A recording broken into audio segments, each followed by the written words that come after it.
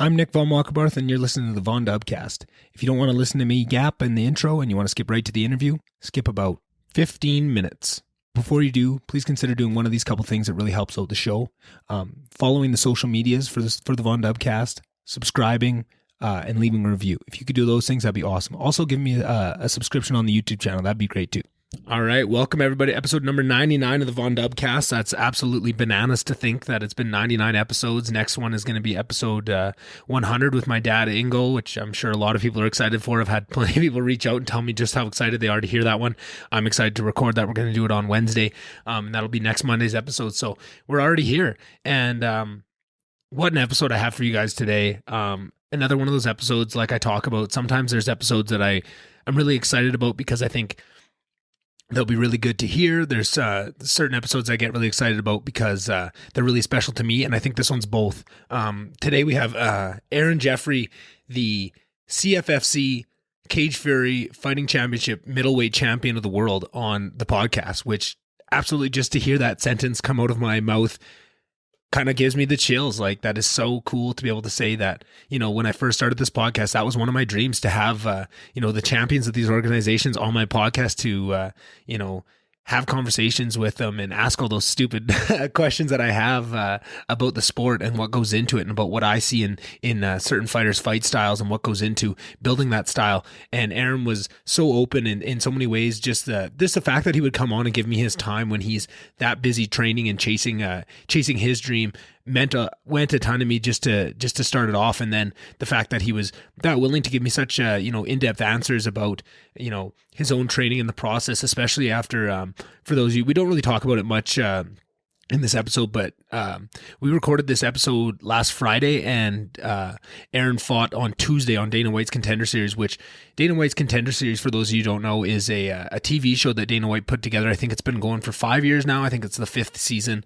But they just take all the top upcoming talent, and they sign them to fight another guy in their weight class that is another upcoming talent, and it's just the best matchmaking.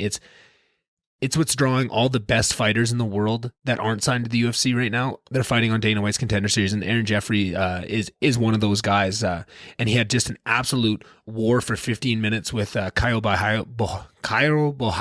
I don't know how to pronounce his name, but just another absolute killer. Like I said, you do not get on Dana White's Contender Series unless you are UFC caliber, right? Like, that's where they're pulling guys from, and it's that testing ground. And they went to war for 15 minutes. And what I loved about it was watching a guy like Aaron. First off, he's from Niagara Falls. He's a Canadian boy, so he's got heart. But it was all on the line on Tuesday. He went bell to bell. Not a second did he take off, and he was in there, trying to win that fight for every minute that he was in there. And just he didn't come away with the W. He ended up losing to Caio.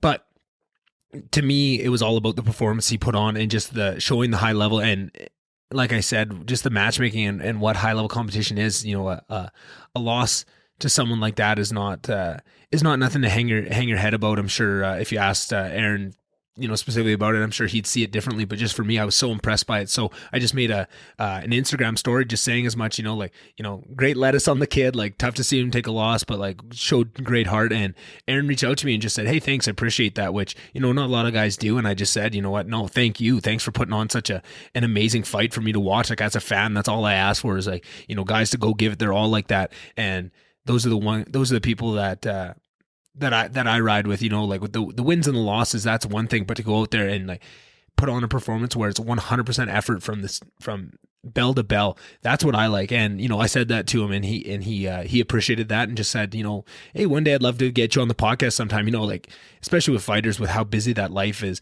I never expect anything. I'm always just, maybe sometime in the future when it works, kind of thing. And he said, you know what, I'd love to, and can we do it tomorrow? And just, I was just over the moon. You almost don't even know what to say in that moment because it's so exciting. It's exactly what I dreamed of, opportunities like this. So, jumped at it, said, yeah, let's do it. Like 4:00, whatever, figured out the time zones and a time. And then all day Friday, I was just watching fight after fight after fight, just trying to watch everything I could get my hands on to really make sure that I was well researched, and same with the interviews. So it was just so much fun, not only to get the opportunity to do an interview like that, but to live that life of, it's a sign of things sorry, I'm so excited I can't even talk.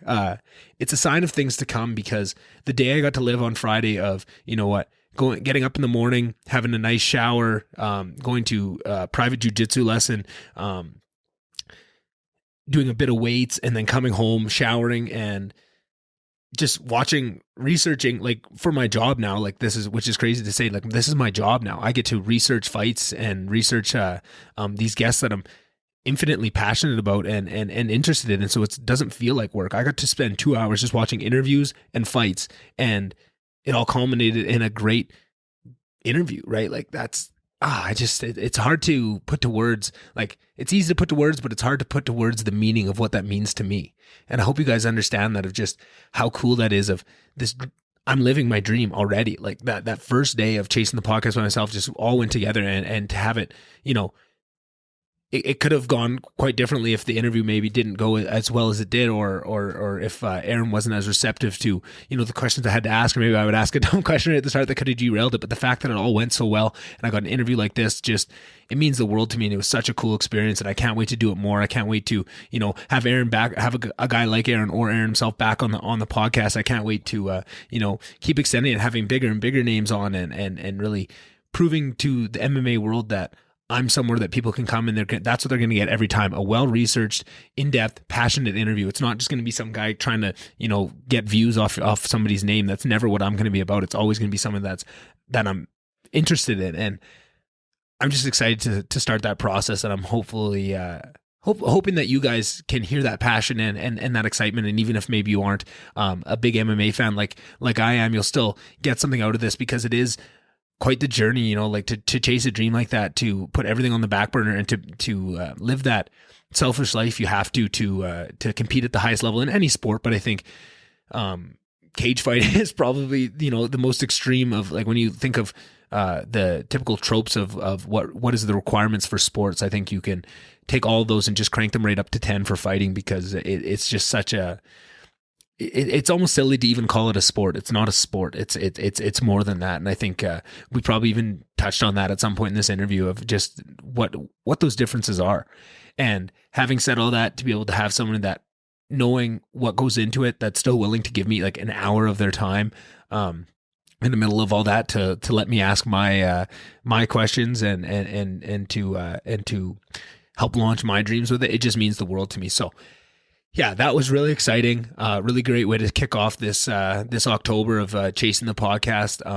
Trying to live a healthy life without, restricting it too much, like I did last year with Sober October. If you follow along on the Von Dubcast Instagram page, I've been making a Instagram story every night of kind of what I did for that day towards Optimize October, and just the things I want to do, of living, it's so cliched to say, but like living my best life, or whatever it is, just kind of living that life that I always dreamed of once I could do the podcast full time and had the full 24 hours a day, or the full 24 hours in a day, 7 days in a week, to apply them how I choose to, and what I think is bettering myself, and not just, having a huge piece of that tied to something that you get paid for, obviously, but is not what you think is the best way to spend your time to make yourself the best person you could be. And that's very important to me. And just, even though my life hasn't changed that much, it's only been like one actual weekday, and then it's went into the week, like this is going to be my first week of not having to be at work and all that. But just that, whatever that small switch of a flip of the switch that is, that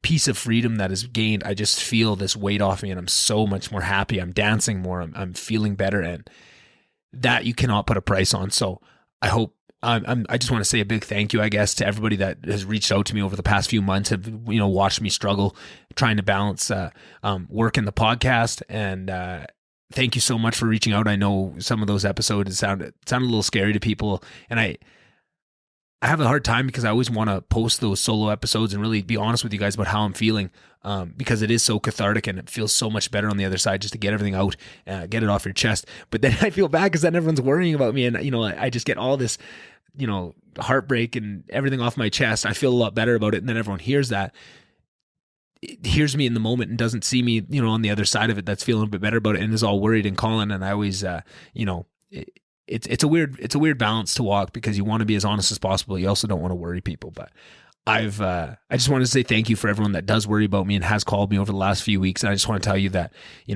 I'm really happy with the choices that I made, and I'm feeling a lot better. And I'm hoping that that just continues, and that's what it feels like. It feels like it's going to take a while to fall out of that narrative that I was kind of trapped within, and I think right now I feel bits and pieces of it. Like I almost feel like I don't want to get my hopes up. Like this can't be real. This is too good to be true, right? And I'm almost just holding back from feeling it fully just yet, but I know that's going to come, and it's going to come slowly. And the more right now as it stands, I did this awesome interview with Aaron on Friday. Did a great one this morning. It's Sunday. I'm recording this intro and outro, but did a great one this morning with an old friend from school. I'm trying to line one up for tomorrow on Monday, but then Tuesday, Wednesday, Thursday, and Friday, I have podcast book each and every day of them. That's the life I want to live. I want to podcast every day, and I'm so happy just to know that I have that on my calendar and a week to look forward to. Is a very different feeling than something I've felt in a long time. And throughout all the negativity and things that you guys who have followed along with this journey with me have probably seen, it's a nice change of pace. I got to say, it's a really, really nice change of pace. And don't get me wrong, I'm terrified. And, I plan on getting a lot more stuff done this weekend. I planned on, I called a couple people about sponsorships, didn't get through to the people that I want to, did a little bit more research into a couple companies that I want to try and get on with sponsorship wise, and got the contact details of where to put in. Lots of these bigger companies just have kind of a form that you fill out if you want to do something with them like that. So found those, just got to fill them out this week, did that. Did a bunch more guest inviting and stuff. I wish I would have planned to do more of that, but that's the thing. I'm still stuck in this mindset of like feeling guilty because I didn't absolutely pack my Saturday and Sunday full of podcast stuff, which is what I've been used to because Monday to Fridays are kind of write-offs with work. And, I'm feeling that, but it doesn't matter. Tomorrow I can wake up and put, 5 hours into calling sponsors. If I probably won't choose to do that, but if I wanted, I could if I wanted to. And that's just such a new feeling to know that, hey, I don't have to pack everything I want to do for the podcast into these 2 days. If I don't get it done today, I can do it tomorrow. And that is just, I hope you guys can understand what a different feeling that is. And maybe you can equate that to your life somehow within whatever you're trying to do and what you're trying to pursue. But I got to tell you, it feels pretty goddamn good. I'm very happy about it. Yeah. And having said that, I'm very excited for you guys to hear this podcast because it's just such a sign of exactly what I'm excited for and where I want to take this podcast. And, the money and the fame and all that is so secondary to just having access to conversations like I had today, like you guys are about to hear. That's what it's all about to me. And to have it fall in my lap like it did this week where I got access to a really, really high level fighter. Like I can't stress this enough, like he may not have that UFC contract by his name, but in everything but that, Aaron Jeffries is that guy. Aaron Jeffrey, sorry, not Jeffries. He is that guy. And as of, I feel so stupid, like trying to put a label on what I am as a fan of MMA because I feel like I have a lot of knowledge, but it's such a deep game. And just in this conversation, I could feel it the whole time of just like, I think I know a lot about it, but I know jack shit about it. But even me, having said that, knowing jack shit, when I watch Aaron fight, you can see it and you can tell that he has a special skill set. And I think more than that, a special mindset that is going to take him really far. And I can't wait to see exactly where that takes him and to follow along and to, do everything I can to make more people watch his fights and get to know him and invest in his journey like I have. And, that's really exciting to me. So yeah, can't wait for you guys to hear this episode. Like always, if you could do me a favor of following the social media, it's dub_Vaughn on Twitter. It's the Vaughn Dubcast on Instagram. If you could follow those, that really helps. There's a Facebook page.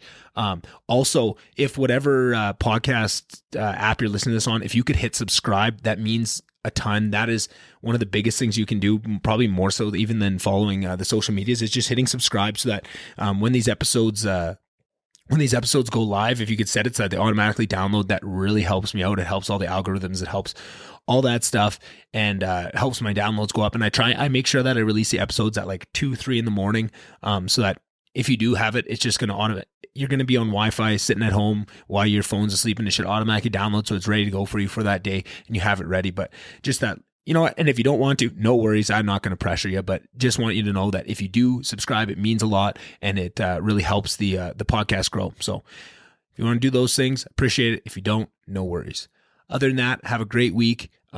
Kick some ass. Tell the people you love that you love them. Like I always say, lead with love, lead with compassion, and everything else will kind of fall into place. All right. Okay. I'll see you guys on the outro. Bye.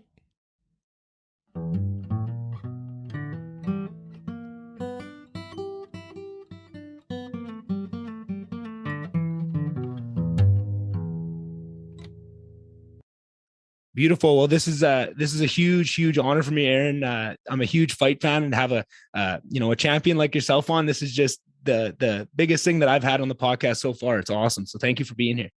Of course, man. I appreciate you having me on.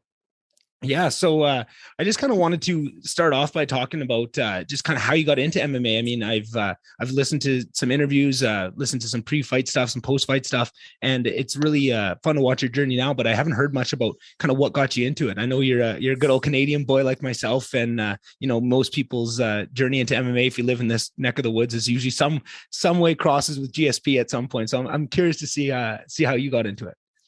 Yeah, honestly, man, it's no good story, really. I have an older brother. He's 3 years older than me. And then growing up, he was always watching fights with his buddies. Yeah. I was kind of like tagging along at the fight party or whatever and watching with those guys. Yeah. And then he was the one who actually wanted to start training. We found like this small shitty gym in the small town of Tillsonburg where we're from. And I started there and I liked it a lot. And then when I moved away for university to a bigger city, there was a better gym there and I stuck with it. Yeah. One day the coach asked me if I wanted to fight and I had never even considered it, but I said, okay. I took my first amateur fight, got my ass kicked and I loved it and I stuck with it. Oh, that's awesome. So when you first in that first shitty gym in your hometown, how old are you when you first walked in there? Maybe like 15 or 16. 15? Oh yeah. Yeah. So you did that for a couple of years. Yeah. Oh, that's cool to see. And do you remember back then who your favorite guys were when you're watching with your brothers and that, or like what type of fighter you're into? Do you remember that far back? Always Anderson Silva, man. He was always the best growing up doing all that like matrix shit. I always say this too. It took me like a long time in my career before I realized that I wasn't going to be like the Anderson Silva type fighter. I don't have that kind of skill. That's hilarious. He was always my guy too. Him and John Jones when I was growing up, I loved fighting. I just always was a huge fan of it. Just right out of the box. When I watched it on TV, it just sucked me in, but my parents hated it. Everyone around me kind of, this is barbaric. You can't watch that shit. So I'd always kind of just sneak it in when I could. And then over the years, I didn't get to watch as much until I graduated university. And now I'm a diehard. I haven't missed a card in probably 5 years now, but at the time, those were the two guys, Anderson Silva and John Jones. Just as I was kind of a peripheral fan, I always had to tune in for their fights. Cause it was just, it was like nothing else you could see. There's no TV show, no book you can read that's going to give you a show like those guys would. So fucking cool, man. The shit those guys do, this, like I said, this like matrix kind of shit. It's crazy. Yeah, it's wild. And you said it took you a while to realize that you weren't going to be that type of fighter, right? And I'm interested because just in watching a ton of your fights today, and stop me if I'm wrong on this, because I don't want to put words in your mouth, but it seems like kind of your brand or your style of fight is kind of trying to break guys and take them into that deep water and kind of pit your will against them. And I'm curious about how you see that. Do you agree with that assessment? And I'm curious how you got to that point. Was that just kind of what you enjoyed? Like, is it fun to break people like that? And that's kind of why you do it? Or do you just think that's the best application of your skills and that's your best way to win a fight? So that's kind of what drew you to that path. Yeah. Like you said, 100%. That is definitely my fight style is like gritty, grinding, kind of breaking guys. No, I don't know, man. It's just kind of happened naturally. It's like the style that I fight is like not really something you train, like grinding guys out on the wall and wearing them down and short knees in the clinch and that. It's not like a specific discipline, right? Like you have jiu-jitsu practice, you have wrestling practice, boxing, kickboxing, whatever. You don't really have like wall wrestling grinding practice. Right. So I don't really know where it came from. Like a bunch of my amateur fights, that's what I was doing. It was winning me fights. And I guess I kind of just rolled with it. Yeah. Well, that makes sense. And just knowing as that style started to develop, one of the key aspects if you're going to have that style is just you have to have that cardio base, and you have to have, not only do you have to have the cardio base, but you also have that confidence in your cardio base that you can pit your will against somebody else's and know that, I might get tired, but you're going to get more tired because I know what I've put in. Like, at what point did you start to understand that? And did you start to structure your training around that to try and really make sure that you were, backing up your style with the right type of training? Did that come in early? I don't know. I think that kind of comes naturally for me too. Like I love training hard and I'm a pretty disciplined guy. Yeah. I'm not like a in camp, out of camp guy. Like I'm pretty much in the gym full time.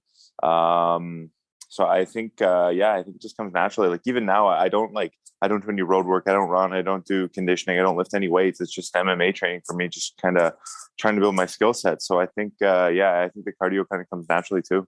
Right. Yeah. And that was actually going to be my follow-up question, was just kind of where you see that fall on, because a lot of guys will say, cardio is completely built up and it's not, none of it's innate. But then there's other guys that just say, like Colby Covington, you look at him, people say he just, back even when he wasn't training hard, he just had that tank for days and could just go. I'm curious how you see it. Do you think it's, how much of it is trainable and how much of it is just, that's what you're born with?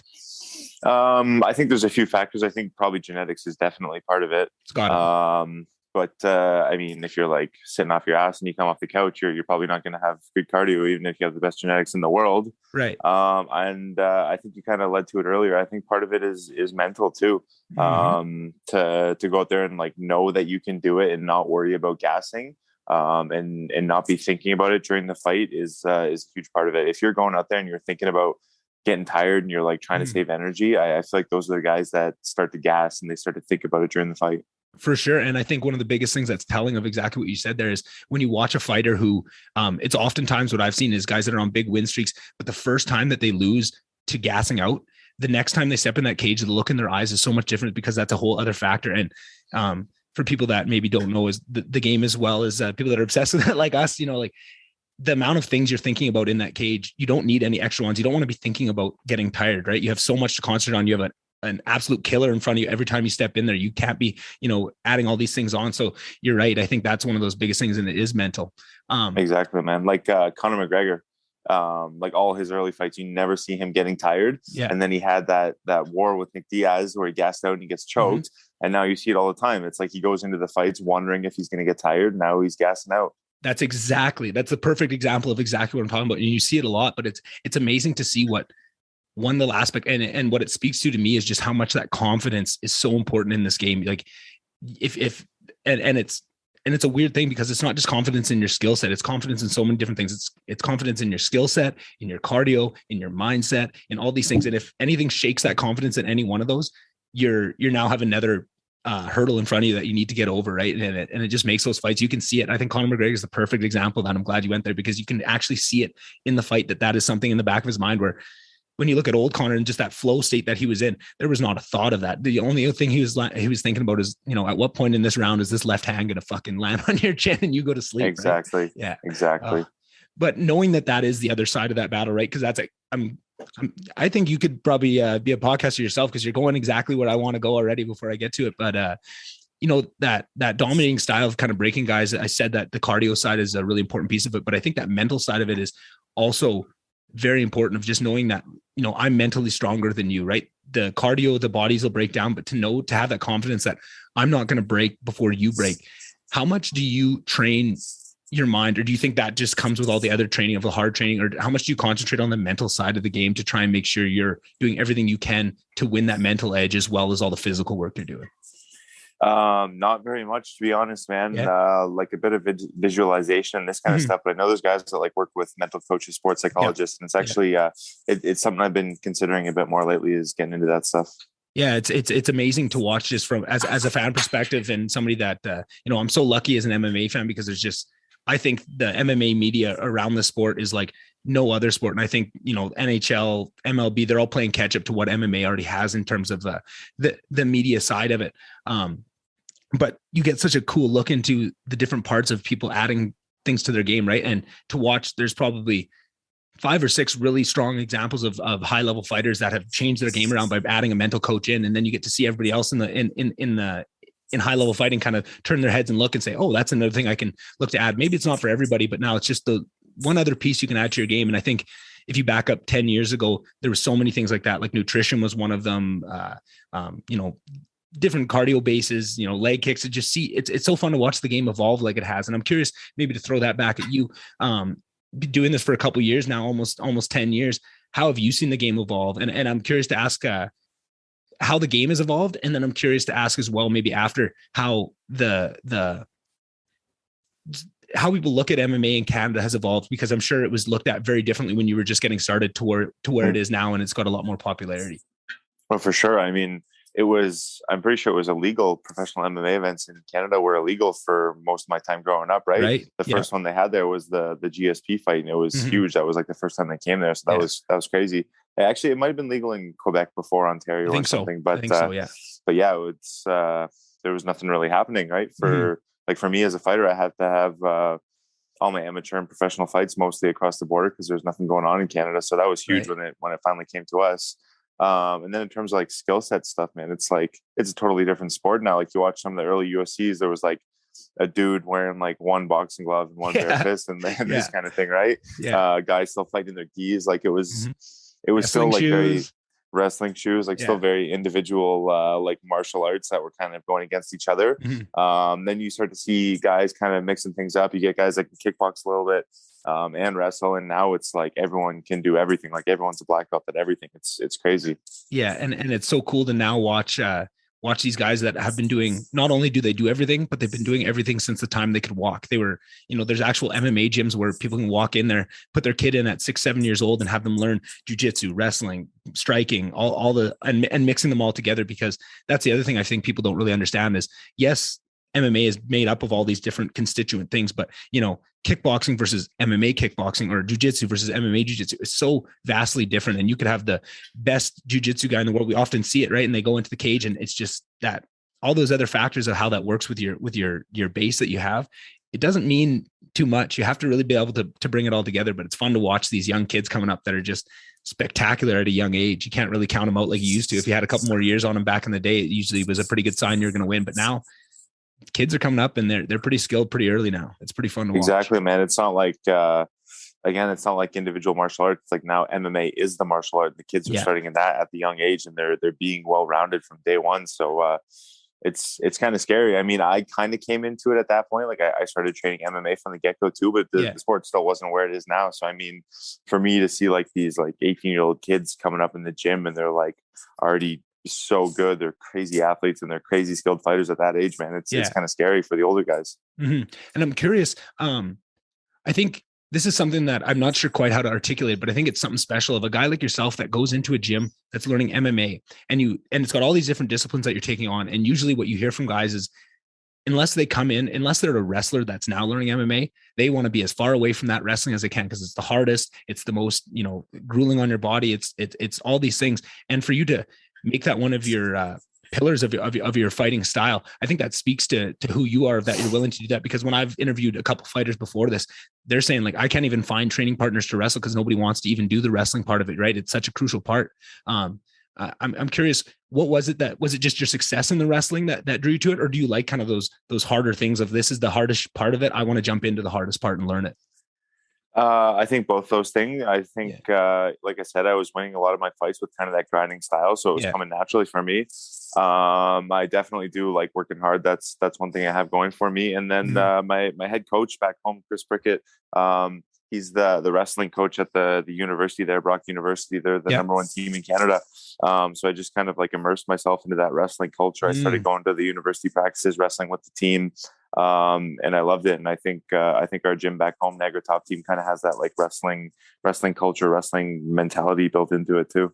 That's awesome. And I think that's something that so many young fighters should be looking for, right? Like I think it was really apparent when I read GSP's book and about how he went about his training, which was so revolutionary at the time, of finding that the highest level of all these disciplines and making sure that he was getting the training. You're not just wrestling with the wrestlers that are in your gym that are available. No, you're going to find those high level wrestlers. And it sounds like it's similar to what you did, go to the best team in Canada, train with those guys. And really, it might be, I think for a lot of people, that would be something that'd be easy to slink away from because it'd be tough. But if you want to be what you want to be in this sport, you got to go for the hard things. You got to find the toughest places you can put yourself and just try and thrive there. Right. That's for awesome. Sure, man. And I fucking hated going to these wrestling practices at the start. There's a couple big boys that are like really good, like high level, like national champs, like kind of like Olympic level wrestlers almost. Wow. And I would go in there and just get fucking tossed around by these guys all the time. And now I can finally kind of hang with them a little bit. But man, for the first few years there, it was rough.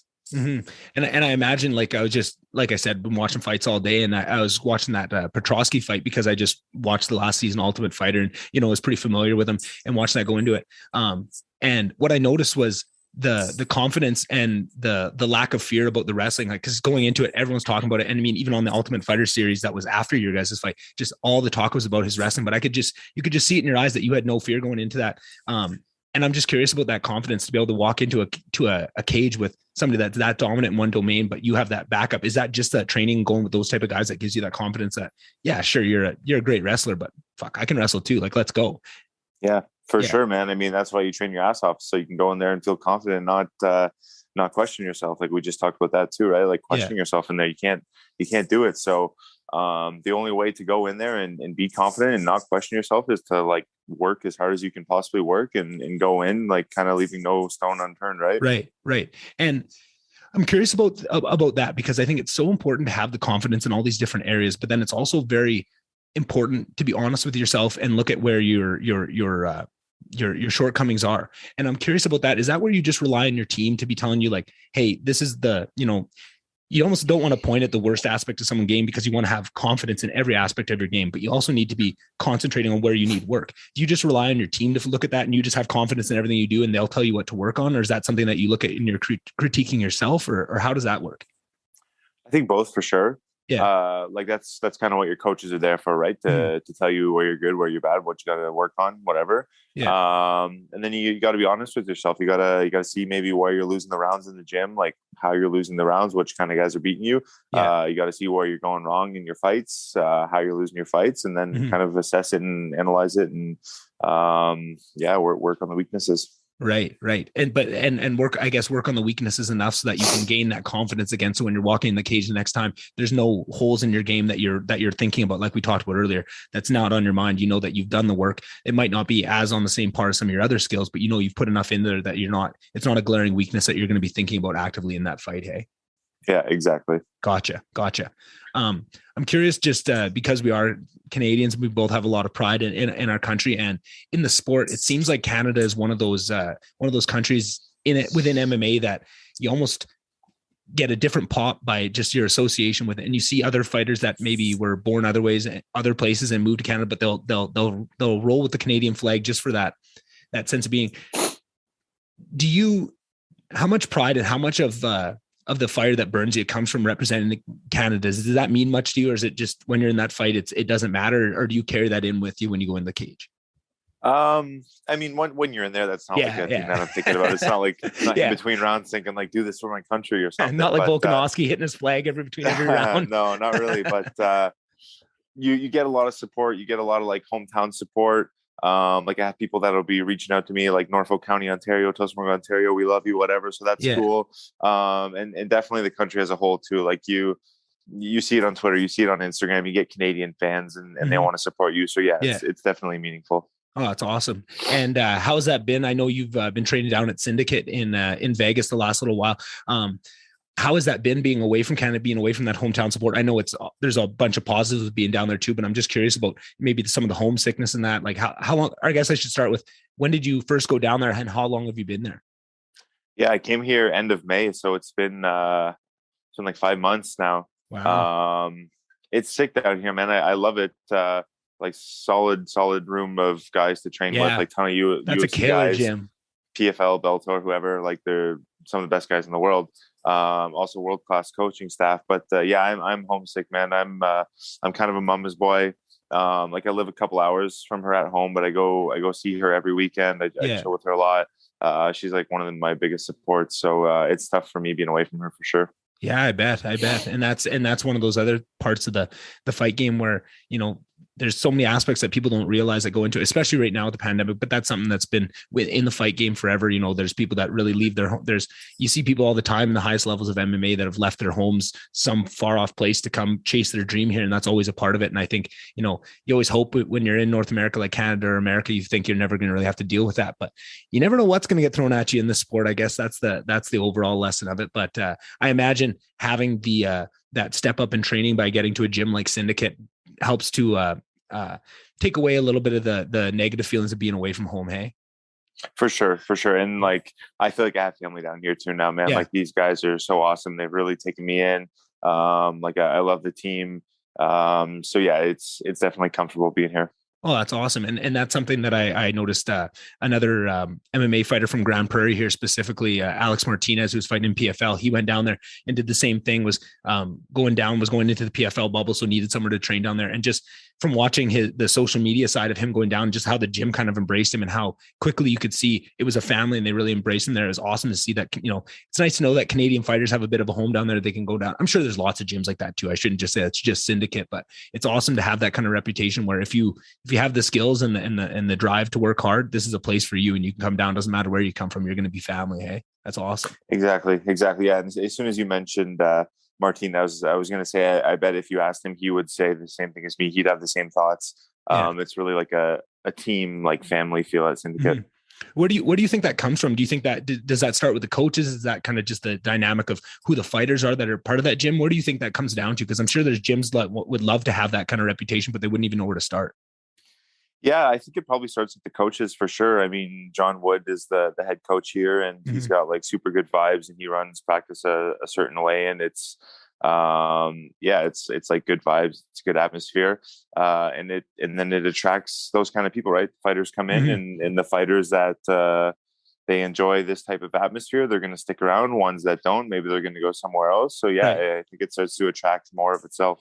And I think that's what's so cool about, as I get further into my, obsession with MMA and just as a fan, just watching the different kind of dynamics that the different camps have, right? Like when you look at the main camps that are in the US, most of them, I guess, are in the US, there's SBG and all that, but they all kind of have a little bit of a different tone and a different bit of a feeling. It's almost, the closest thing I can equate it to is when people talk about going to therapy, they always say you're going to have to go to, 3 or 4 therapists to find one that works with you and is the right fit for you. And I think that's the same with MMA gyms, and you see guys bounce around a little bit, but I think it really is important to find a good fit for your personality and your style with the gym. Right. And I think that's cool because I just never understood that before. I just always thought like, well, why don't they all go to Florida? Just, go down there, go to AKA, go to Top Team and just go there. I didn't recognize that it was so important to find that fit as well. It's kind of a cool dynamic. There's always more layers to this fight game that I'm finding the further I get into it, there's always something more you can peel back and find. For sure, man. And you always hear stories about guys that left gyms because they were beefing with coaches or beefing with other teammates or whatever it is. Right. So yeah, that's super important. And then like, even when you find the gym that fits for you, maybe there's different coaches at the gym. Like we got a few different coaches at Syndicate. There's Mike Pyle, there's Frank Mir, there's Sean Wood. Guys will work a little bit more specifically with each coach, depending on who they're vibing with. Yeah, that makes sense. I'm curious. Again, I'm trying to figure out how to ask this question in real time, but you mentioned that you used to be a big Anderson Silva fan and all that kind of Matrix stuff. And that was kind of the type of fighter you were looking at. I'm curious, as you got further into the sport and your personal style developed of kind of how you like to fight, has that changed who, like the people you like to watch? Are you still into the Anderson Silva type fighters? Like when you're just enjoying a fight now, or have you started to more enjoy the guys that more mimic what you like to do in the cage? Definitely both. But I bet if you asked me 10 years ago, who do I like to watch the most, I probably wouldn't name any wrestlers. Right. But now I appreciate that more for sure. Maybe because it's my style, but maybe also just because I know so much more about the technique now and how many details there actually are that go into like wrestling and grappling, then you can really start to appreciate it more.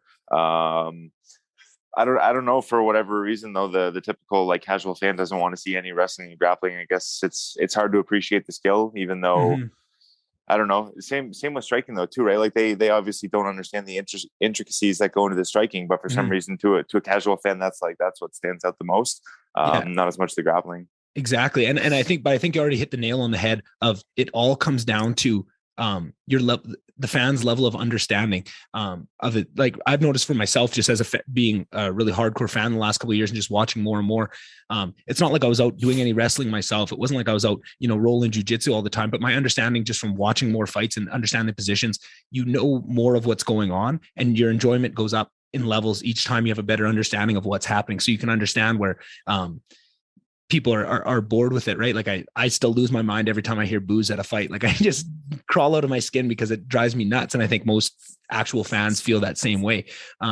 But what made me notice it the most was, I was talking to my best bud, and I'm diehard, and he's a fan. He's more of a golf guy himself, but because I'm such a big fan of it, he's kind of getting sucked in with me. But we're talking about the Darren Till Robert Whittaker fight, which was such just a chess match, like one of the best striking battles I've ever seen in my life. Like just, I would put that fight on like a bunch of lists, and he kind of found it boring. And I was like, how could you find that boring? But it's because the feint, like in the way that we're talking about understanding, some of the positions in jiu-jitsu too. I think everyone thinks they understand striking, but at a certain level, you don't even know what you're watching. And right. And so, and that's why I was just watching all the feints and all the games that they're playing, the opens that they're trying to create. And I was just so enthralled and like, this is the best fight I've ever seen. And to know that somebody could watch that same fight and be like, well, this is kind of boring. They're not even, they're only throwing one in every 20 punches, but you have to understand that side of it too. So I think that's all it comes down to, is just the more you understand, the more you're going to enjoy. And good thing about fighting is you don't need to understand it. You're going to enjoy it. A fight's a fight. We've been enjoying them for thousands and thousands of years, and but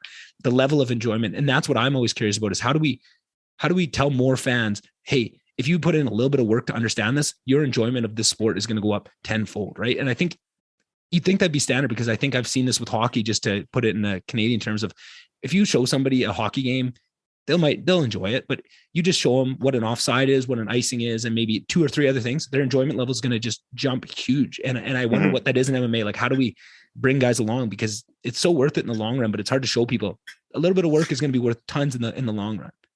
Yeah, I don't know. I think for casual fans, it's almost like a lost cause. They're going to understand guys punching each other in the face and bleeding and slugging it out. But beyond that, they're not really going to get it. Like you just mentioned, hockey, for me, I'd compare it to like basketball or baseball or football. Like I just can't be bothered to watch these sports at all. To me, it's you're throwing a ball, you're hitting a ball, you're putting something in a hoop, whatever it is. It's like, that's so fucking boring to me. Yeah. But like, baseball is the one I never realized there was any strategy in baseball. I thought it was just throw the ball and try and hit it as far as you could. I didn't realize there's actually a ton of detail going into like who's hitting or who's pitching, or I don't even know. I guess there's some strategy to it that, to me, I don't understand at all. And I'm not going to really do the work to try and understand it, because I just don't care about it.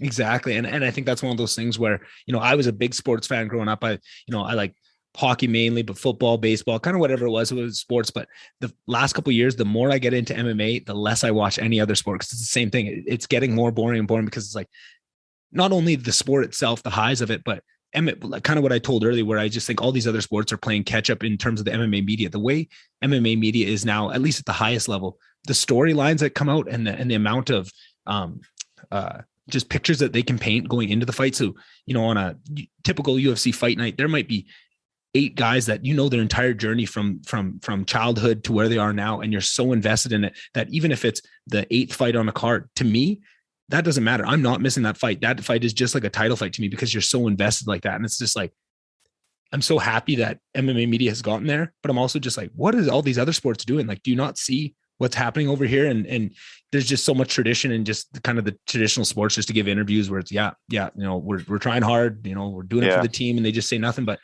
then you watch Aaron Jeffery go on a show, and you hear these amazing stories of, the heart and the grind and what it takes and the hurdles that these guys are going through. And it's like, how can you not watch this? I feel like everyone's looking at the trajectory of MMA right now and is all blown away. And I'm like, you guys just watch. This is just the tip of the iceberg. You wait in 5 years, 10 years, this sport's going to be so dominant. All the other ones are going to be just waiting to catch up. Right. Like that's my thought on it. For sure. And like you said, like, people have been doing this shit for thousands and thousands of years, right? Like, it's in our DNA, it's in our blood. Like, people are going to be attracted to fighting no matter what. But then, there's the aspect that it's an individual sport. There's no team. It's just one guy going against one guy. So you have to learn his whole backstory, and you'd never learn like the whole Montreal Canadiens roster and learn every single guy's backstory before the NHL or whatever. But with fighting, you can learn the guy's life from childhood till he's an adult, and learn the problems he's had and what kind of things he's had to overcome to get there. So I think that's a big part of it.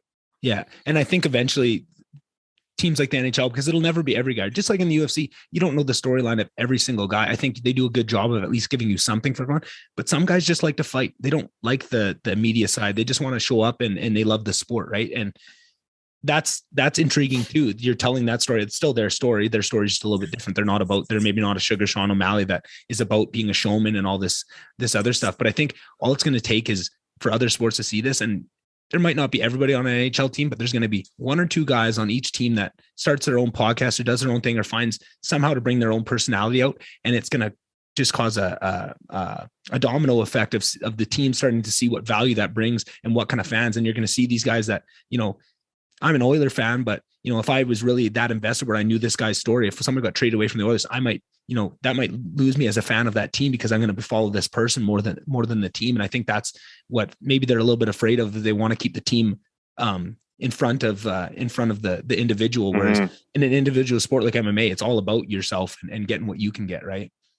So, yeah. And in those sports, those guys that do that podcast or kind of branch out to other things are the guys that will be successful after sports and other things, right? Like Paul Bazinet comes to mind. He was like a fourth line dude. Like he barely played, if I'm not mistaken, right? Yeah. He has such a huge fan base just because he's a cool dude and people like him and they want to hear him talk and shoot the shit and whatever. Exactly. And I think it's amazing that they're going to do better on the outside of it too. But then when you look at, and the NHL has been getting better at this, but they have this huge problem with guys retiring, and their whole identity has been to be an athlete and a hockey player the whole time. They've never thought of themselves as anything else. And then they have these huge mental health struggles when they get on the other side of it, either choosing to retire or they blow their knee out and they're forced to retire and they've never thought about it for a second. I think it's a double-edged sword. It always is, because you want to be all in and just focused on nothing but also that leaves you very vulnerable on the other side of it. And maybe I can put that question to you. How much of your identity do you put on being a fighter, or do you concentrate on trying to make sure that you have other things in your life that value, so that you don't put yourself in that position where, if, for whatever reason you had to hang them up tomorrow, you still had things that you're passionate about in that? I definitely do have lots of other things that I like to do. Like I run a nutrition consulting business. That's kind of my other passion outside of fighting.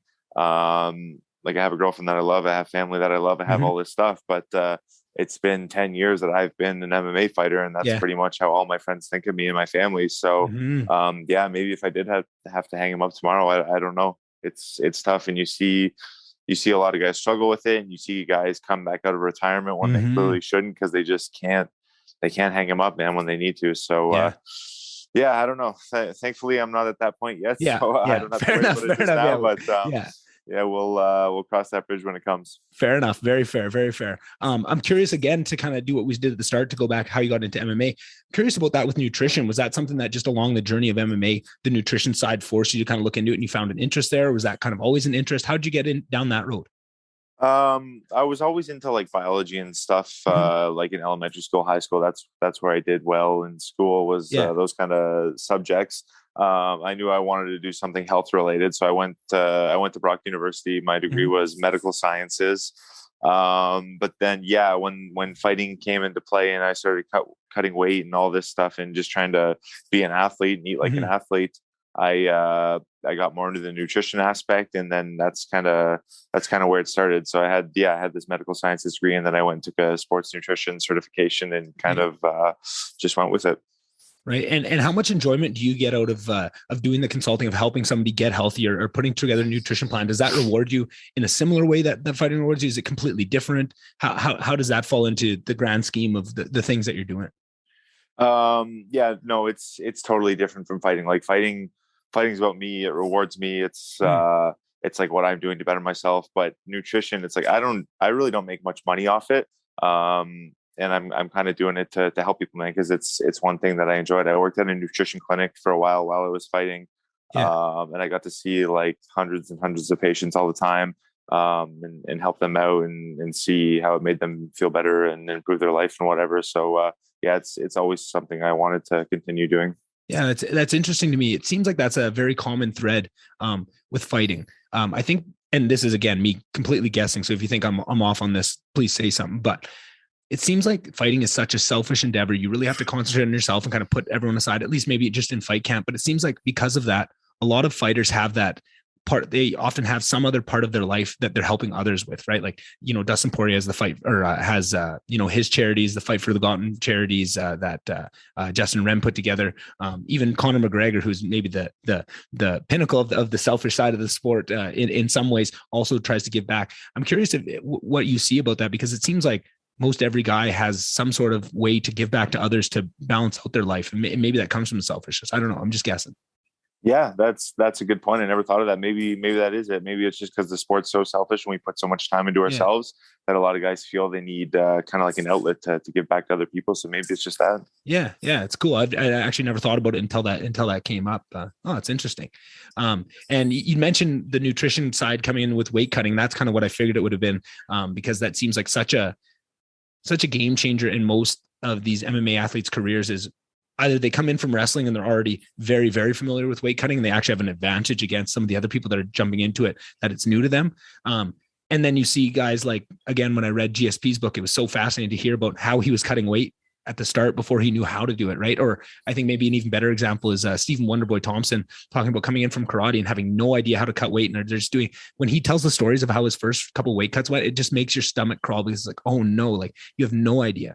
What was weight cutting like when you first started doing it? And how has that evolved to the point where you are now with all the knowledge you have of nutrition and all this other stuff?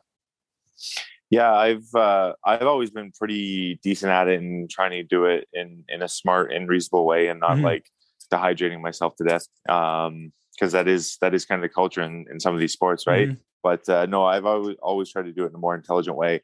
But I've seen guys that do it that I think it's just crazy. Either they're not disciplined with the diet and they want to lose all the water weight last minute or whatever. But there's definitely a weird culture to it, and especially in wrestling, it's like kind of the old school mentality. It's like you just gotta sit in the sauna and sweat it off or whatever it is. But I don't know. You kind of want to say it's changing because there's guys working more with nutritionists and whatever.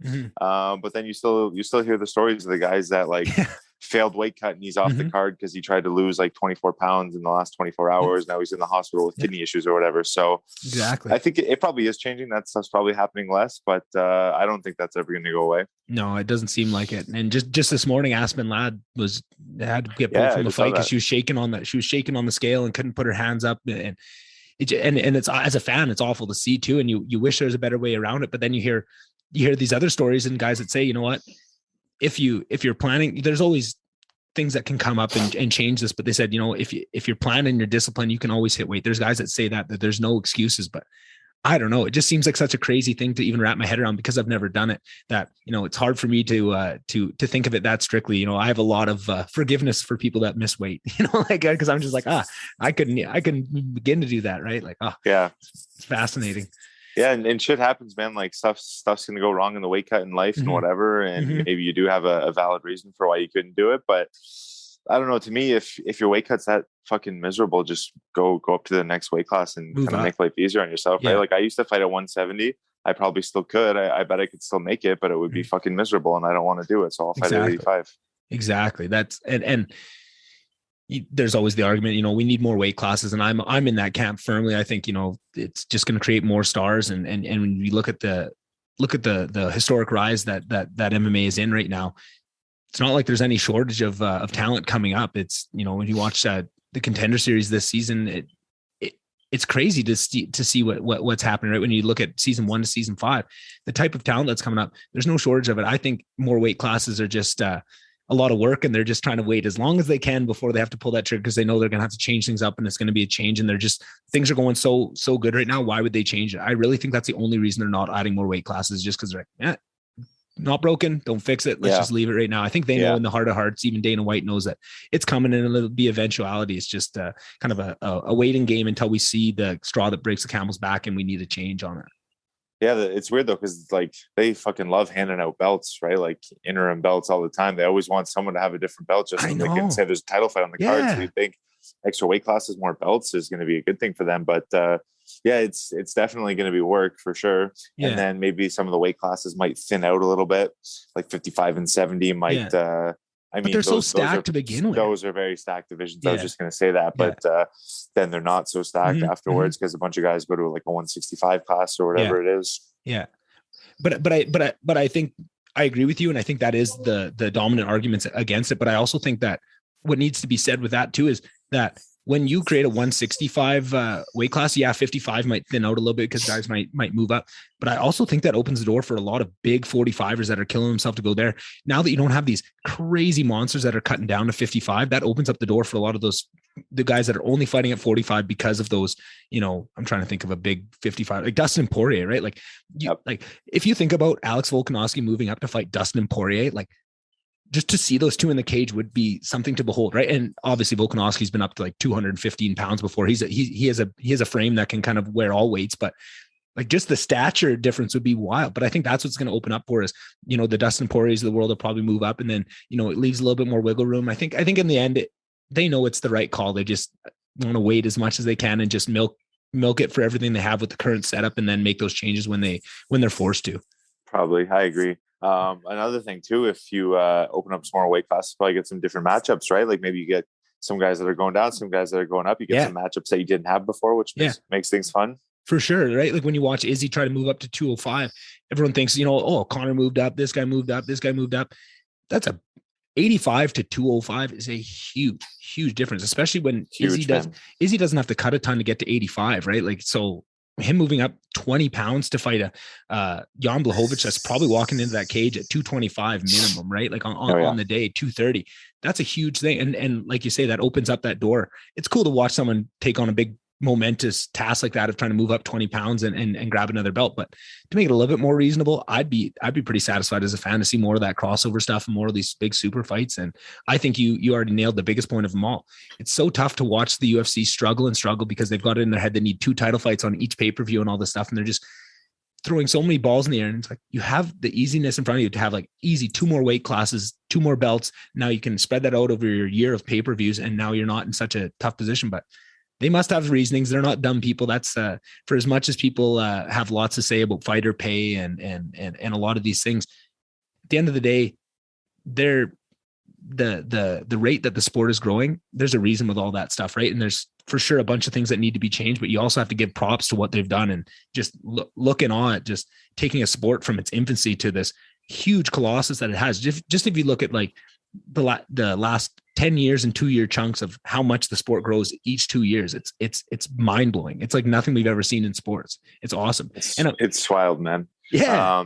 Just Ian, for me being here in Vegas and like going to the PI and the Apex and shit these last few weeks, it's like, it's fucking crazy, man, to think again, like we talked about earlier, some dude fighting with 1 boxing glove on his hand and 1 pair of knuckle and wrestling shoes and all this shit. Now we have these like world-class facilities that are fucking huge and they're so nice, man. They're crazy on the inside. Like what an advancement. Yeah. And to hear that they're, looking to build they've already got PIs, in the US, obviously, in China, but one in Mexico, they're building, one in Russia. They said they're building. Like, man, it's going to be global takeover. I wonder when they're going to build a PI in Canada. Yeah. Seems kind of odd that they wouldn't. Yeah, for sure. Yeah. I don't know. I wonder where they put it. Yeah. And the only one they have down here is Vegas. I don't know why. I mean, I guess it's tough to have the staff and everything everywhere. Mm-hmm. Like it's a pretty hands-on place, man. Like there's a lot of stuff going on there. So I could imagine it'd be pretty difficult to have multiple of those like around the country or in Canada or whatever. What are the best things you've been taking advantage of at the PI so far? What's your favorite parts of it? I know it's got floors and floors of crazy shit. Yeah. Honestly, the only thing I just go there and train, like use the cage and shit, which is cool. And they have like tons of mat space, but they got like cryotherapy, hot tub, cold tub. They have all like the physical therapy that you need. They got like a kitchen with like chefs and all this shit. They got dietitians that work there that can help you with your diet. Wow. I don't know, more like the place is massive. I've probably only seen like a tenth of it, maybe. Wow. So then what is it that prevents you from like taking advantage more? Is it just like you have to just be a roster fighter to book times? Is it like, where do they delineate how much? Like, can I do a tour of it as a fan? Like, I don't know. I'm curious. So even me being on Contender Series, I'm not allowed to be in the PI. The only way I can go is if I'm with a UFC fighter. So if I'm with like Strickland or something, he's got to put my name down on the list and then I can go in. But if I'm not with him, I can't get in there. They got like gates and security and shit. Wow. Yeah. I guess that's kind of what they have to do. It's a little disappointing, but that's probably what they need to do to protect their investment. But yeah, I'm excited to see where that goes next, because that's just such a cool to have that blueprint of, this is, we invest X amount of money to build a facility like this, and we're going to get X amount of output out of it. And we're going to build up stars, and we're going to have a whole, culture. I just love that they have that to now expand over the next 20 years. There's probably going to be those PIs popping up all over the place. And fuck, that is just so cool to me to know that the sport is going to be even bigger than it already is, and growing at that rate. It's wild. It's wild, man. It's wild. I'm also curious, your logo, like that is just primal, amazing logo. Did you make that yourself? Did one of your friends make that up? How'd you get that? No, there's so one of my he's a former nutrition client. I'll consider him a friend now. His name's Jeremy. He owns a printing company in Toronto. They're called Peace and Cotton. And he was my nutrition client, and we kept in touch, and he follows my career and whatever. And one day he reached out and just asked me like, "Hey man, how about we like make up some t-shirts for you? I'll get some guys here, like some designers working on logos. We'll see what you like, and we'll float you some ideas and go with it. And they sent me that, and I was like, dude, this is fucking sick. And I thought I was gonna like sell a few to like family and friends and whatever, and it'd be kind of a fun thing. And we've sold like a lot of t-shirts, man. It's been huge. Well, that's what I was gonna say. Are they still selling? Because as soon as I saw it, I was like, oh, I need me one of those. I gotta get one. Man. Yeah, we're still selling them. Hell yeah. Well, you know what I'm doing exactly after this interview? I'm ordering me up one of those t-shirts on the next podcast. I'll be wrapping it up in here. Oh, that's awesome. And going back to Syndicate and kind of all these amazing fighters that you're hopping in there and getting rounds with. I saw a picture on your Instagram that you got to do some sparring with Cowboy Cerrone. How fucking cool was that? I got my bobblehead here. I got my Christmas ornament here. I'm a big Cowboy fan myself. It was sick, man. It's that's probably one of the only times that I've really felt like kind of starstruck with another MMA fighter. Man, was with him. It was really cool. Oh, that's so cool. And just to know that, you know, every day people like that could be walking in the gym and you just get the opportunity to meet them. That's just such a cool experience. You know, your whole life is pretty cool to me, not going to lie, but I mean, that's just another level of cool shit that can go on. That's what happens when you're in Vegas, man. It's the fight capital of the world, right?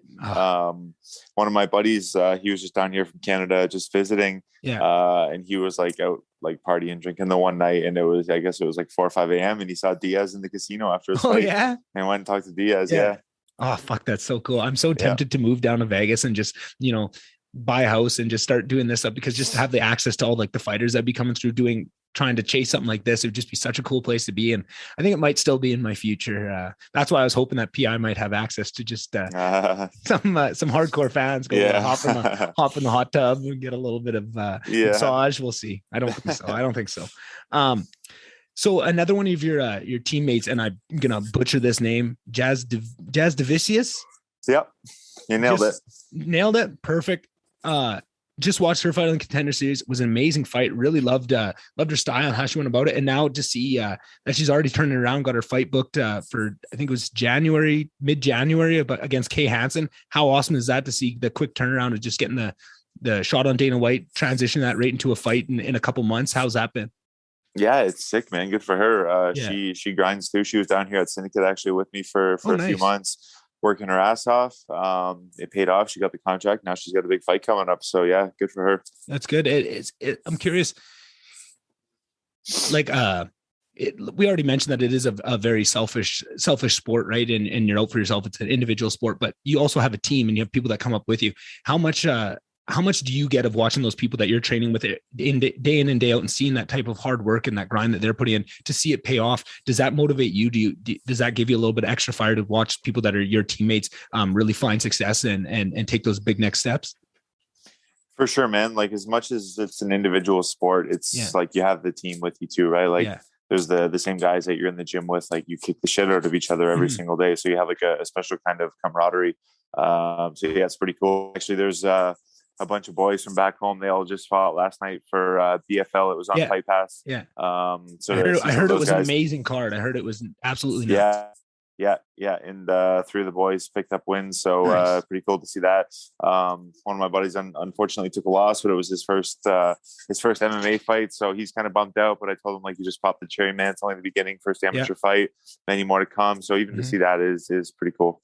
Oh, that's awesome. And it's nice to know that you get that camaraderie. You know, like, I think it's easy to look at the MMA game as it from the outside and think that it'd be lonely. And it's good to know that you still get that juice off of teammates and you still get a little bit of that camaraderie, even though when it's your time and it's your night, you do have to walk in there alone. That's at the end of the day, you always know that, but in between that, you get a little bit more of that teamwork and that team spirit, whatever you want to call it. Yeah, you meet some really cool people in the sport, man. So, yeah, it's nice. Yeah, that's I think that's one of the biggest things as a fan that that's pulled me further and further into the sport, is just seeing the type of people that it brings out. Is just I don't know what that is. Maybe it's the hard work or the grind that is around the sport that pulls these type of people up. But it just seems like when you look at the rosters that are within these leagues, like, they're probably 95% full of the best people in the world, of just like really down home good people. They might be different, right? They might, some guys,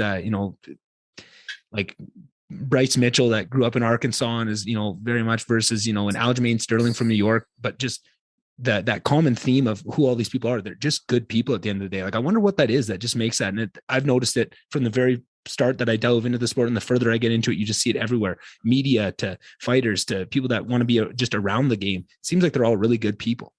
For sure. I agree. Yeah. Maybe it's a hard work thing. It draws in people that like to kind of just put in good, honest work. Maybe that's it. Yeah. Or even that. And then also to just value good hard work, right? Of just to be able to look at what these people are doing and just know, if you're ever willing to step in that cage, the amount of work that comes with it, you must be a pretty special person. You can have that value and give people their flowers that they need. Right. Yeah, exactly. On that. So then, you fought for the CFFC championship. I'm curious to ask you a couple questions about that. How was that? Was that your first title fight? So I have a couple of amateur titles, three amateur titles. And then, no, I have one other pro title, actually, a promotion out of Canada. Okay. How would you rank that fight? I mean, for me, it stuck out in all the fights that I watched of just, hearing John Morgan announce it, the atmosphere of it. It just seemed so professional. Like it just seemed like a big moment as a fan watching it. How did that feel for you? Did it feel like a big moment? Was it just like any other fight? How was that for you? I mean, every fight's a big moment, man. Maybe leading into it, you get more media, more photo shoots and this kind of shit when you're at the fight. The stadium feels different, whatever, it's going to be on Fight Pass, which is a big thing. But once you're in the cage, it always feels the same. Right. And then I was also curious. So now you're the CFFC Middleweight champion, and you got an opportunity with the Contender Series, and they allow you to take that. How does that work with these other fight leagues? When you know that there's also other steps that you could be taking, is that written into the contract that if something comes up, if the UFC comes calling, you have the freedom to walk? Like how do they structure that? Is that just because they know that opportunity, they don't want to lock people down? I'm curious about that. Yeah, exactly. Because those promotions, they want their guys to go to the bigger leagues, right? It looks good on them if they can say like all of our champs have gone to the UFC. Yeah, it's going to make more people tune in because they're going to say like, oh, this promotion has a lot of top guys that come out of it, so I want to watch them. So yeah, it's always in the contract that I think it's like Bellator, PFL, ONE, UFC. If any of these promotions come, then you can get out of your contract. Right. Oh, that makes sense, because that was going to be my fault. So, but it's set to those certain ones that they'll say if these guys come calling. Because so now since you are the champion, is that probably where you'll fight your next fight is with CFFC because you're in there, or is it just unless one of those four you just named come calling, or what? Yeah, I don't know, man. I just fought a couple of days ago. And, you're not thinking about that. I really have no idea what's going on right now. 100%. It's kind of it's a little bit stressful, if I'm going to be honest. I don't know. I don't know what's next. I don't want to. I don't want to go back to the regional scene right now. I feel like I've done enough there. I'm hopefully going to get a call to one of the bigger shows. So we'll see. Yeah, for sure. And I'm just, I'm sure this is a question that would be probably you could answer differently at each stage in your career. I'm just curious about how much input and how much just mental power you put towards that side of the game, or you just let your management team sort all that shit out and you just show up when you're supposed to show up and take advantage of the opportunities they try and create for you. It's mostly management that takes care of that stuff. Obviously I'm going to have an input in it. Like if we get a few different offers, they're going to ask me, what do you want to do? Right. I obviously have some say there, but no, like a promotion like UFC would never really directly reach out to the fighter. It's always going to be management. Mm-hmm. Yeah. I just know that sometimes, fighters that they have a really good relationship with their manager where they're laying out options and they have way more input. And some guys just say, I don't even want to think about it. Don't even give me options. Like I just tell me, I trust you to get me the best fights and the best things for my career. And I'll just show up on that. And I think a lot of guys are somewhere in between those two poles, right? Exactly. Yeah. What about sponsors? Like, do you just get the kind of last call if you want to veto them? Do you just allow them? Is that stuff that you're off, thinking about maybe this would be a cool sponsor? Or do you leave that completely to them as well? A bit of both. Like every once in a while you'll have sponsors reach out to you because they'll just shoot me a DM on Instagram or whatever. Right. And then we can do it that way. Or the manager will set it up and float me the idea of who it's going to be. And if I want to do it, whatever. Yeah. Okay. That's cool. And then just in terms of kind of everything non-fighting, I'm curious what you see of, between the trash talk, the promotion, the media stuff. How much do you enjoy that side of the game? Are you one of those guys that doesn't mind that stuff? Or are you one of those guys that would just, if it was up to you, you would just show up to fight and all that other stuff can go kick rocks? Trash talk for me, like I'm not into that stuff. Yeah. Obviously the sport now it's about kind of like branding yourself and whatever, right? So for me, maybe it's just my t-shirts and my logo, and I'm like the mullet and the mustache guy, and this is kind of what's getting me attention right now. Yeah, I mean, I kind of like it. I feel like I have a bit of a personality, and I'm kind of a marketable guy, so it works out for me. Sport would probably be easier if all you had to do was like be a good fighter and win fights, right? I mean, that would work a lot better for a lot of people. But no, there's a huge other aspect to it now.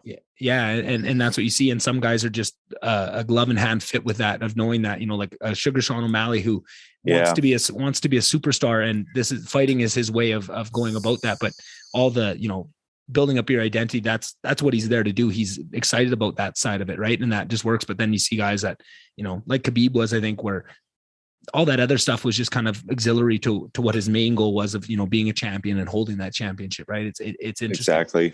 Exactly.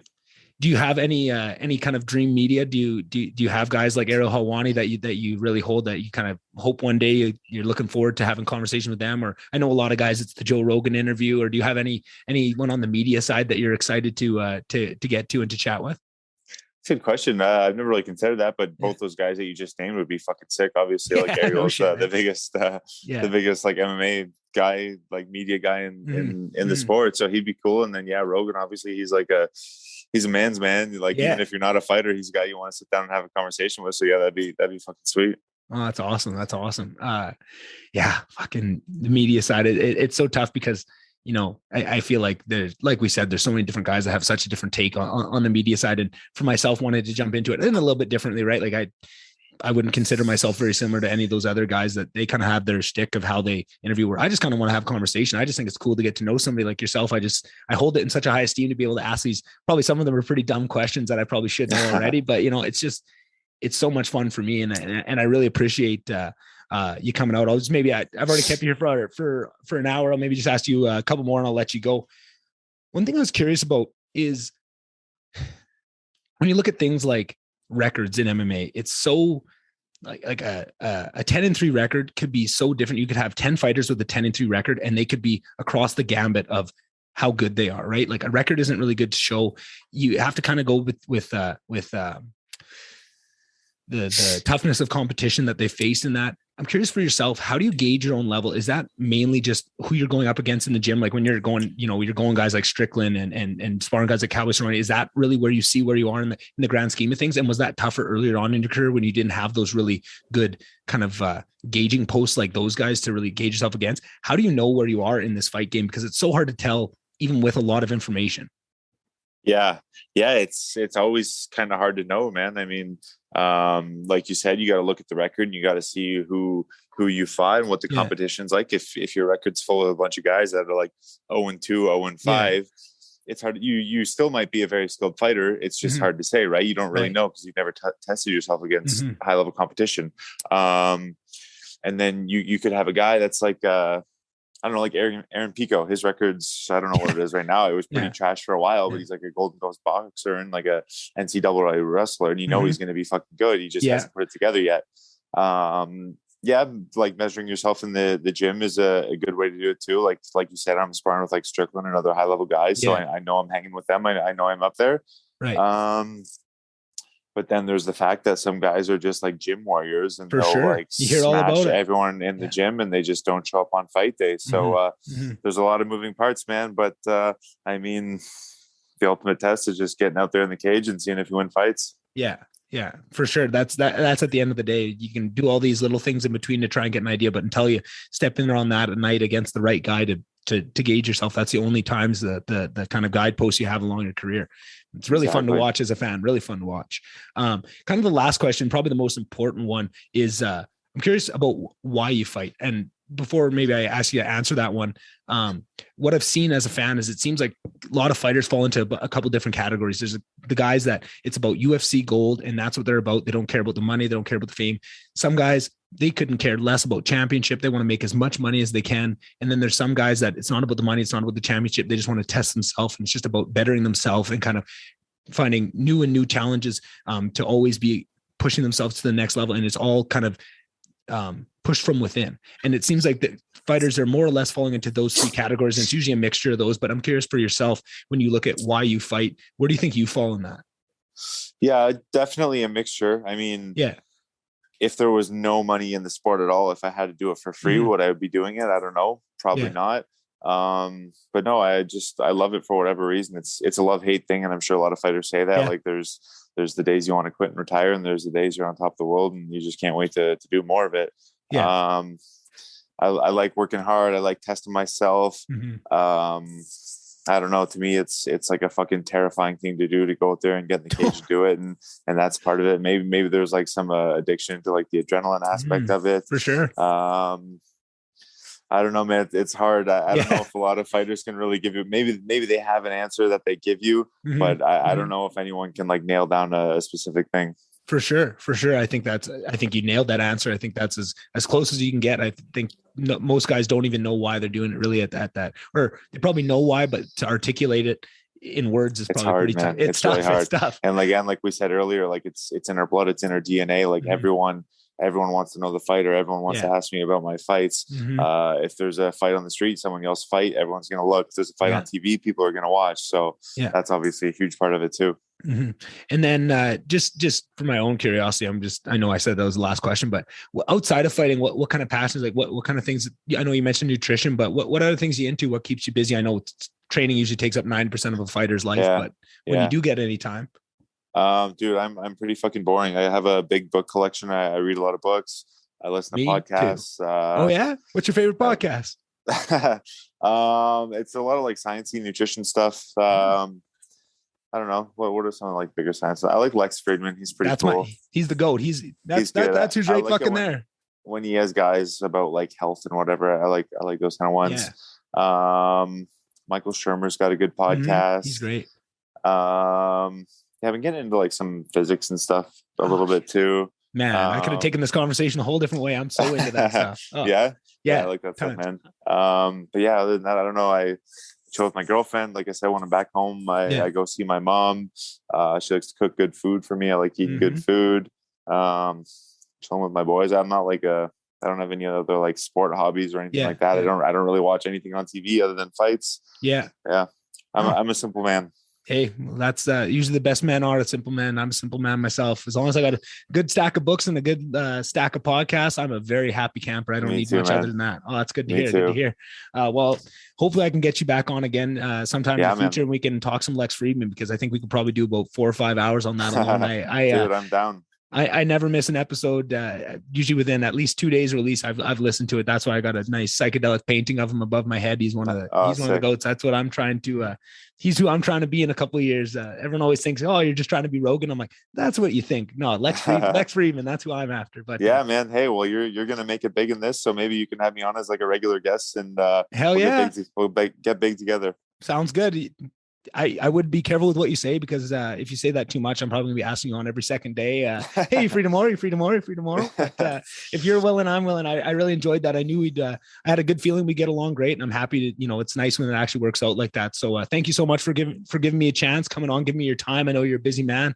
Love watching your fights. It was such a great day to sit and watch your fights all day.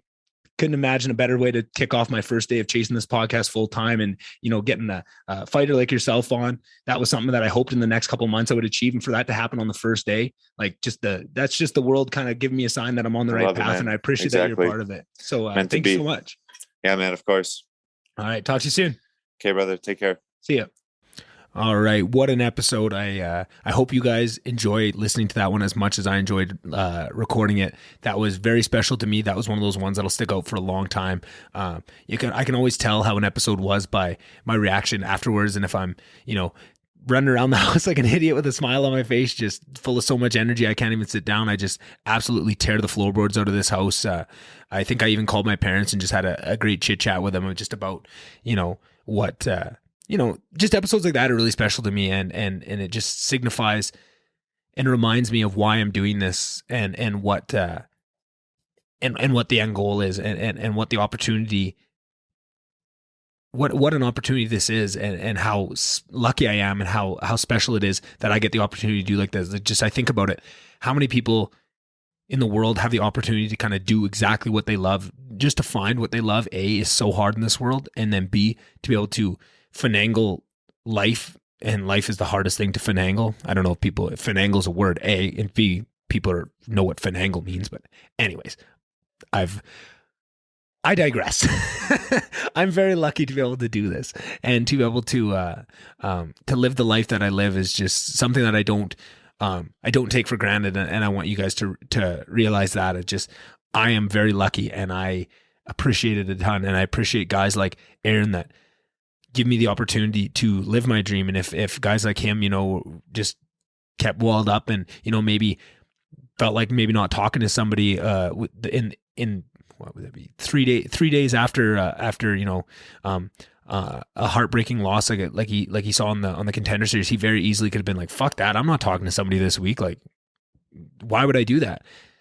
And just the fact that he did, it means so much to me. And yeah, I'm in a very emotional spot because I'm so thankful for what I'm doing, and I've been so trapped for so long that this newfound freedom just has me feeling very almost like nostalgic to the start of this podcast and the feelings I had when I first decided to take this leap of starting this podcast. And then some of that magic kind of got, knocked off by trying to balance that with this really, really stressful full-time job that I had until October 1st there, until the day of this recording. So yeah, this is just making me feel like that same magic that I had when I first started this podcast. That's what's coming back right now. And I'm so excited for it. And I don't think I was ever worried about this, but I think maybe just subconsciously I was, of just the heartache and all the other bullshit that has happened this year. I was worried that it was tainting the love and the magic that I felt for podcasting. And I don't think it has. I think it was just, I wasn't fully jumping into it, and that was the issue. And I'm just so happy to find that, and to be, to know that I have 5 or 6 episodes in a week that I get to record. Like, that is the life I want to live. That is what I set out to do when I first started this, and just other things stood in the way. And now there's nothing in the way except myself. And I just need to take this dream and run it into the end zone. And I can't wait for that. Speaking of which, I believe Tom Brady is about to step back into Lambeau Field to go play Lambeau Field. Am I getting that right? I might be wrong. I'm not. Other than MMA, don't trust a thing I say about sports. Maybe NHL, but other than that, take it with 6 caps of sugar, salt. My words today are not the greatest. I'm going to be honest with you guys. And that happens sometimes. As a podcaster, you just got to work through it and hope that you got great fans that understand that you're a fuck goof that fucks up his words sometimes. And that's okay. All right. So I'm going to go watch some football. You guys have a great day. Pass this episode on to that MMA lover in your life. There's not too many of these high-level Canadian prospects in the system that we can get behind and we can cheer for. So you've got to treat them right. And anyone that's Canadian and a fan of MMA, please send this their way, because I think they'll really get a lot out of it. And just one more time, huge thanks to Aaron for coming on and giving me this opportunity. And please go check out his Instagram. I think it's AAJMMA, and go check out Jeffrey Nutrition is his nutrition page. We talk about that a little bit in this. That's kind of his secondary passion behind MMA, is helping people live healthier lives and helping them, wade through the myths that are, just so apparent around the nutrition world. So please go check him out. Please do all the stuff I talked about in the intro, hit subscribe, check out the social medias for the Von Dubcast, and pass it on to a friend. Other than that, just have a great week, and I'll see you guys on the next one. Bye. Bye. Bye. Bye. Bye. Bye.